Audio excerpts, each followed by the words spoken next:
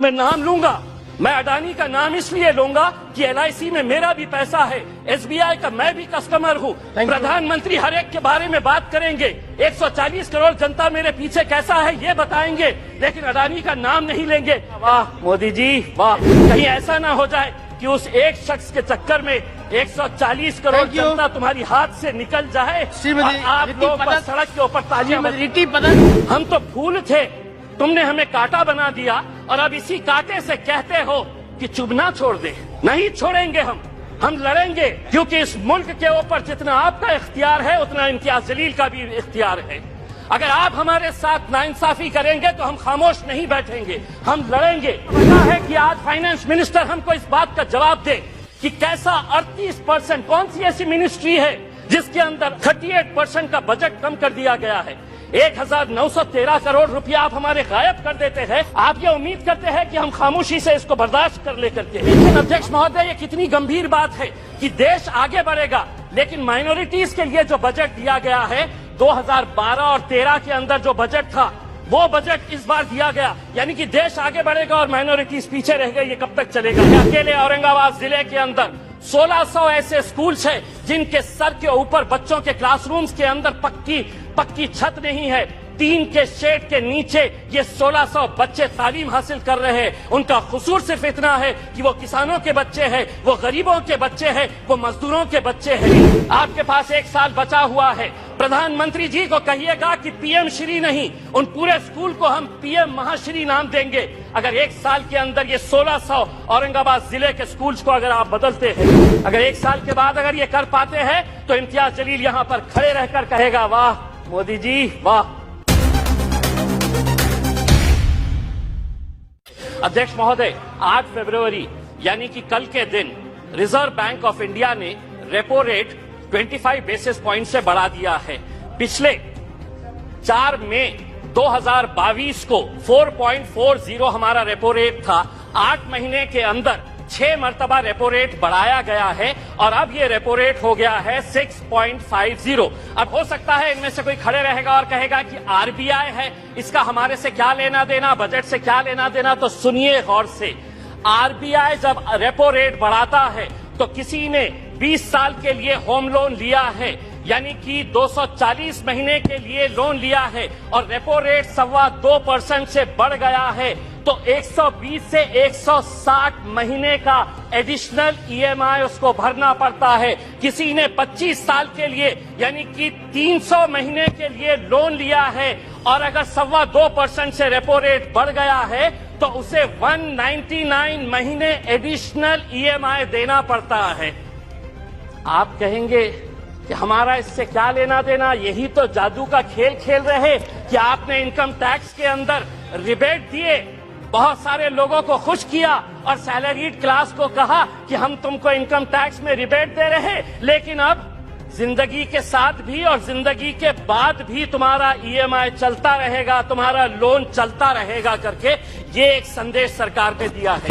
अध्यक्ष महोदय, एजुकेशन के लोन के अंदर सरकार ने जो आंकड़ा दिया है स्कूल और हायर एजुकेशन के लिए 1,12,899 करोड़, बहुत अच्छा बढ़िया सा फिगर है, जिसमें से 61% स्कूल एजुकेशन के ऊपर खर्च किया जाएगा और इन्हीं पैसों के अंदर से 14,500 PM श्री नाम के स्कूल्स बनाए जाएंगे। अध्यक्ष महोदय, मैं पूछना चाहता हूं, जो बच्चे आज गांव के अंदर पढ़ रहे हैं, जो जिला परिषद के स्कूलों के अंदर पढ़ रहे हैं, मेरे अहम सिर्फ अकेले औरंगाबाद जिले के अंदर अभी सर्वे करवाया सरकार के जरिए 1600। राणे साहब, आप महाराष्ट्र से आते हैं, अकेले औरंगाबाद जिले के अंदर 1600 ऐसे स्कूल्स हैं जिनके सर के ऊपर बच्चों के क्लासरूम्स के अंदर पक्की छत नहीं है, टीन के शेड के नीचे ये 1600 बच्चे तालीम हासिल कर रहे हैं। उनका कसूर सिर्फ इतना है कि वो किसानों के बच्चे हैं, वो गरीबों के बच्चे हैं, वो मजदूरों के बच्चे हैं। आप बनाइए नए स्कूल्स, लेकिन आपके पास 1 साल बचा हुआ है, यह हद करिएगा, प्रधानमंत्री जी को कहिएगा कि PM श्री नहीं, उन पूरे स्कूल को हम PM महाश्री नाम देंगे। अगर 1 साल के अंदर ये 1600 औरंगाबाद जिले के स्कूल्स को अगर आप बदलते हैं तो हम भी कहेंगे, अगर 1 साल के बाद अगर ये कर पाते हैं तो इम्तियाज जलील यहाँ पर खड़े रहकर कहेगा वाह मोदी जी वाह। दूसरी ये बात है अध्यक्ष महोदय, माइनॉरिटीज माइनॉरिटीज के बारे में मैं ये बताना चाहता हूं, राणे साहब, हम तो फूल थे, तुमने हमें कांटा बना दिया और अब इसी कांटे से कहते हो कि चुभना छोड़ दे।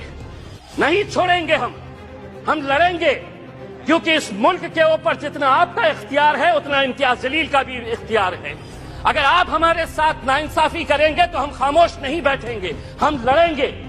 क्या वजह है कि आज फाइनेंस मिनिस्टर हमको इस बात का जवाब दे कि कैसा 38%, कौन सी ऐसी मिनिस्ट्री है जिसके अंदर 38% का बजट कम कर दिया गया है।